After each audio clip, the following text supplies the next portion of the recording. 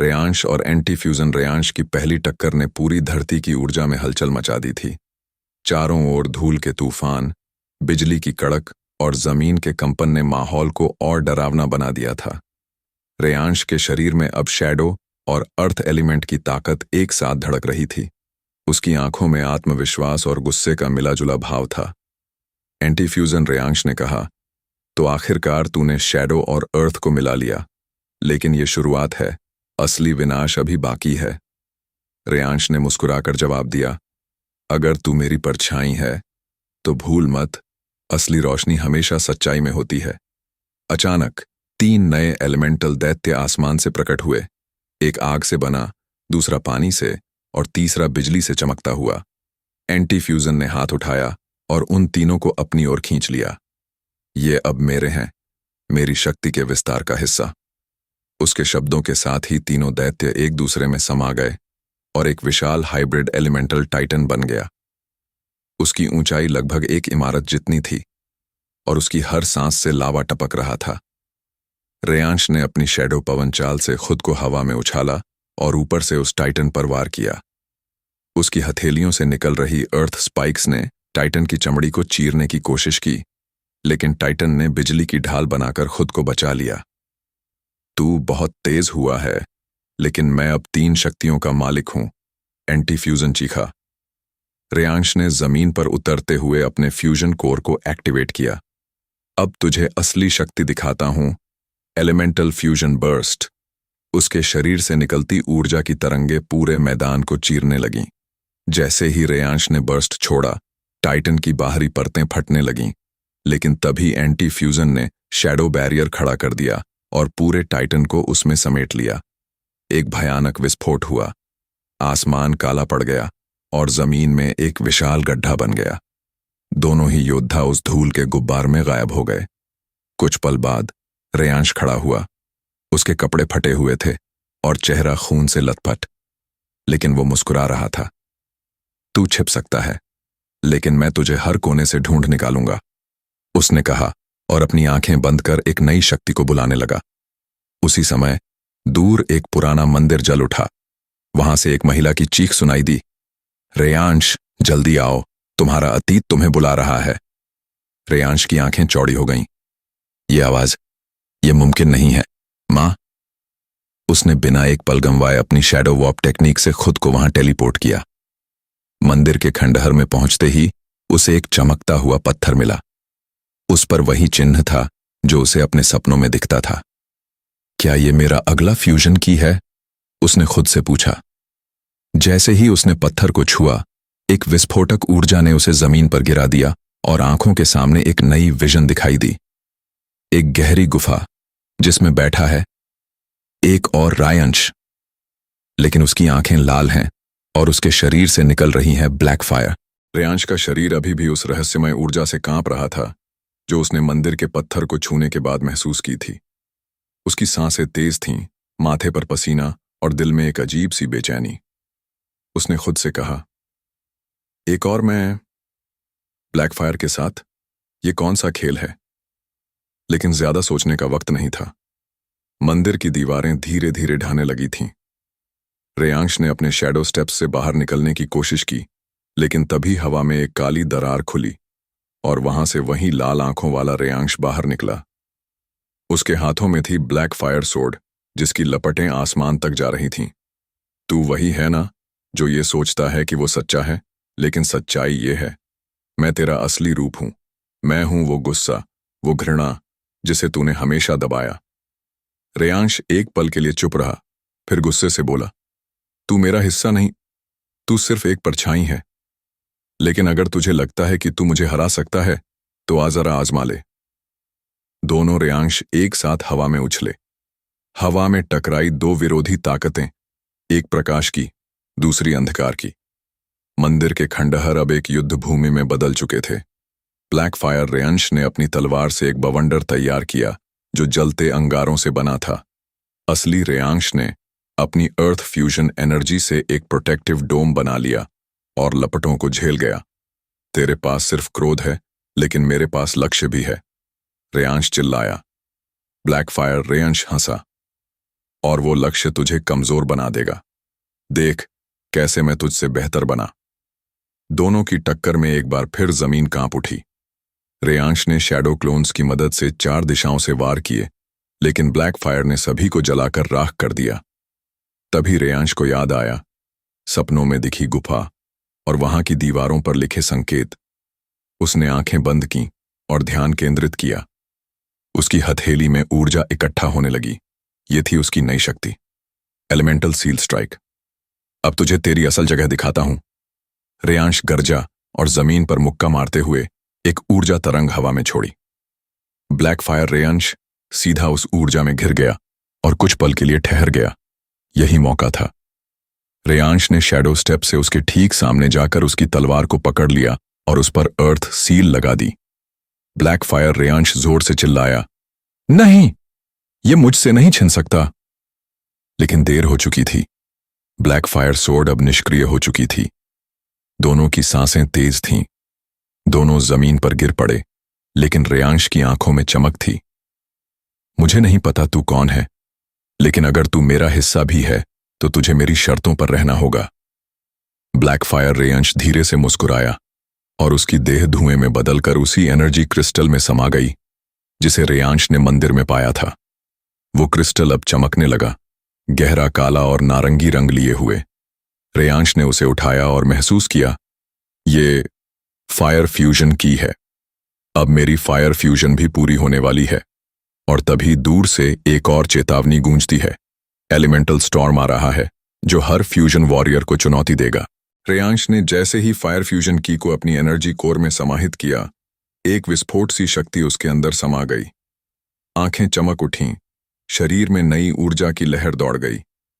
चारों तरफ की हवा जैसे गर्म हो गई थी, पर उसे पता था यह सिर्फ शुरुआत है। मंदिर के बाहर निकलते ही सामने मिला उसे आकाश, जो पहले से ही लड़ाई के लिए तैयार खड़ा था।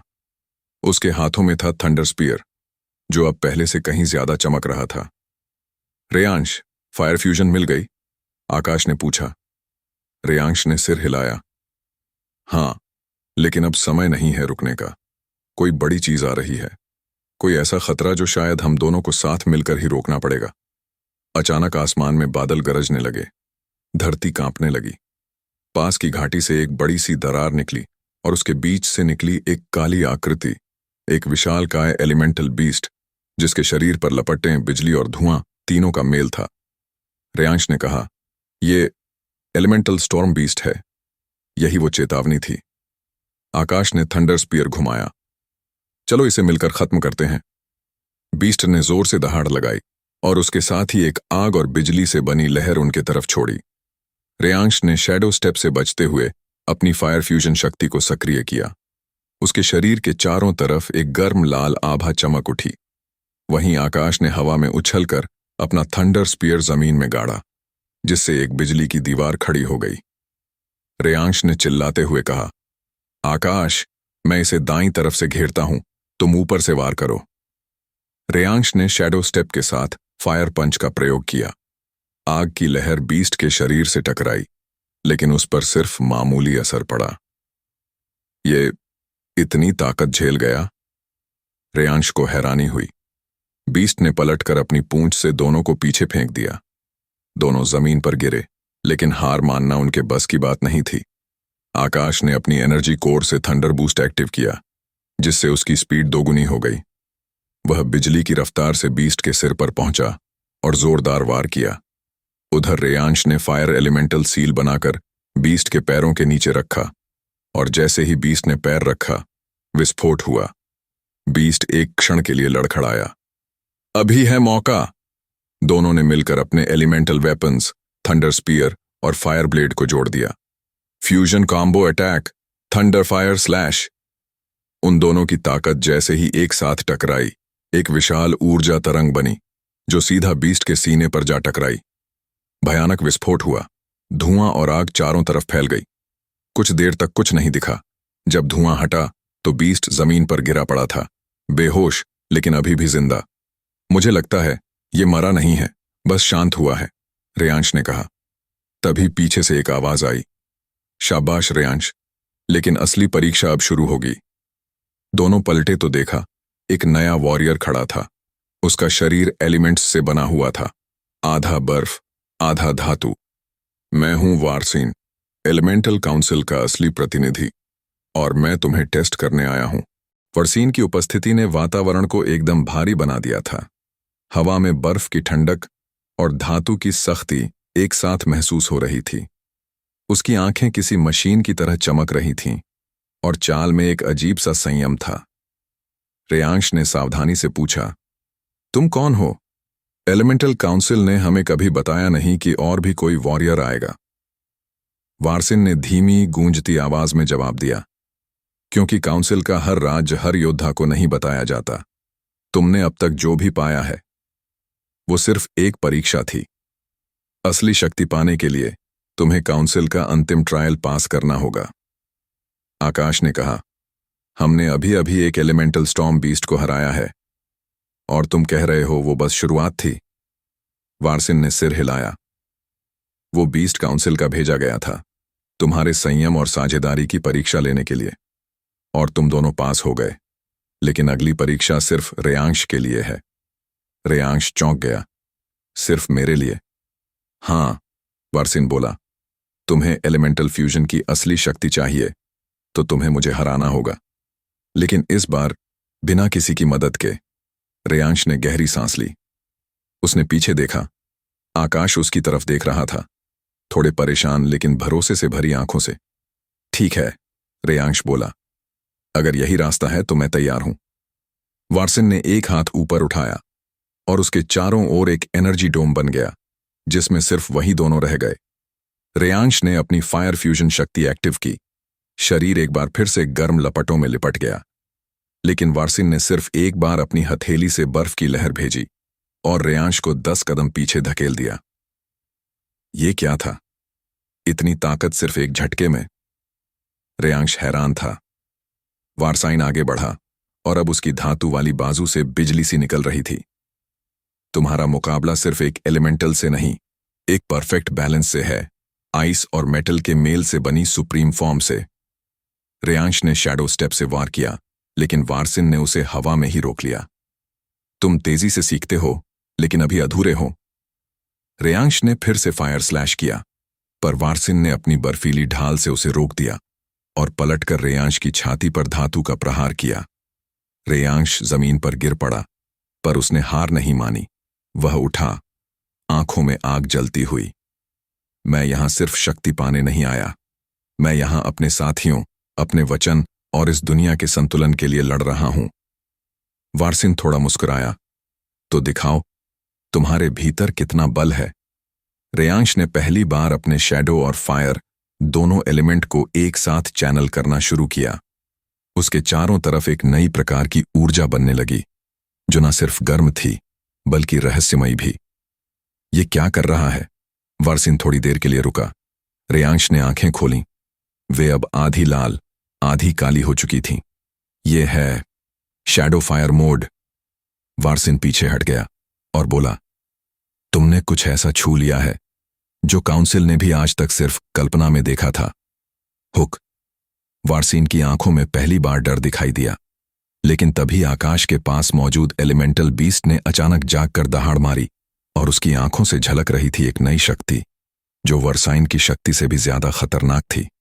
क्या अब सिर्फ रेयांश ही नहीं, आकाश भी किसी रहस्यमयी शक्ति की ओर बढ़ रहा है? या एलिमेंटल बीस्ट की चेतना में छुपा है एक और बड़ा रहस्य?